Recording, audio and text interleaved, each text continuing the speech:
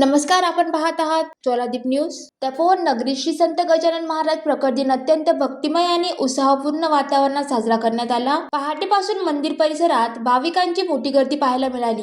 गणगण गणात बोते या जयघोषाने संपूर्ण परिसर दुमदुमून गेला होता. प्रकट दिनानिमित्त पहाटे काकड आरतीने कार्यक्रमाची सुरुवात करण्यात आली. त्यानंतर महाराजांच्या पादुकाचे पूजन, अभिषेक आणि महाआरती संपन्न झाली. मंदिर परिसर आकर्षक फुलांची सजावट आणि विद्युत रोषणाईने उजळून निघाला होता. दिवसभर भजन, कीर्तन आणि हरिपाठाचे आयोजन करण्यात आले होते. यावेळी विविध धार्मिक आणि सामाजिक क्षेत्रातील मान्यवरांनी उपस्थित राहून महाराजांच्या चरणी वंदन केले. भाविकांनी मोठ्या श्रद्धेने दर्शन घेत आपली मनोकामना व्यक्त केली. अनेकांनी अन्नदान आणि महाप्रसादाचे आयोजन करून सेवाभाव जपला. दुपारच्या सत्रात प्रवचन कार्यक्रमाचे आयोजन करण्यात आले होते. कीर्तनकारांनी गजानन महाराजांच्या जीवन कार्याचा आढावा घेत त्यांच्या साधेपण, सेवाभाव आणि आध्यात्मिक विचाराचे महत्त्व पटवून दिले. संध्याकाळी पालखी सोहळा काढण्यात आला. ढोल ताशाच्या गजरात आणि टाळ मृदंगाच्या निनादात पालखीची नगर प्रदक्षिणा करण्यात आली. महिलांसाठी भजन स्पर्धा,